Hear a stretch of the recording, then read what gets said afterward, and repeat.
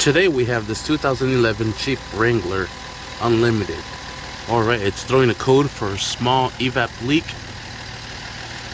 I really went ahead and checked all the hoses. These hoses are good there. These hoses are good. I don't see any damages. But I do feel a little bit of air escaping underneath this canister here.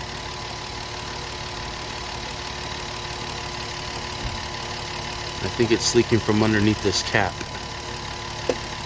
I can feel a little gust of wind down in here. We have a 2007 Jeep Wrangler, and I want to go see if it does the same thing, and it does not. So I'm thinking the evap leak is going to be here. What I also did was go underneath the car, and I checked all these evap lines. They all look good.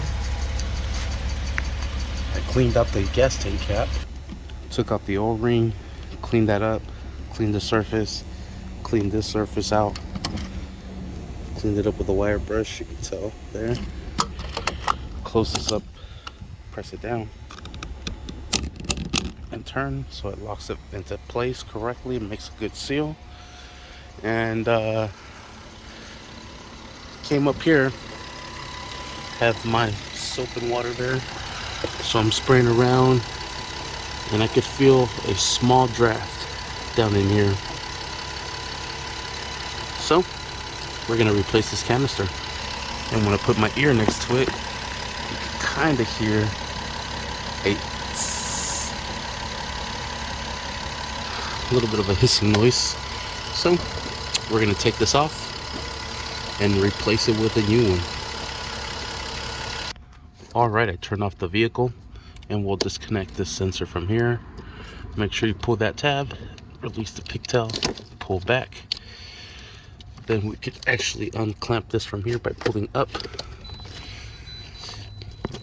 We're going to release that there. Push that in. We're going to figure this out. Alright, so push those in and pull back. There we have it.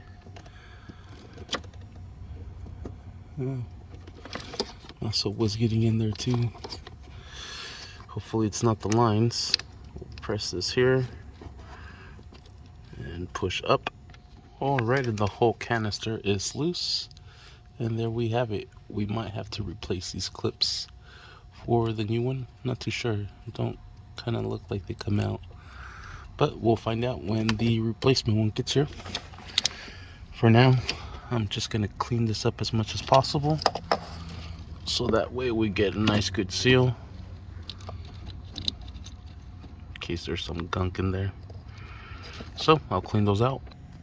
Alright, I'm just using a shop towel and a screwdriver to go in there and clean all that stuff up. Alright, and there it is. Lines are all nice and clean.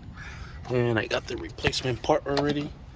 Does not have those clips, so it looks like we'll have to remove them.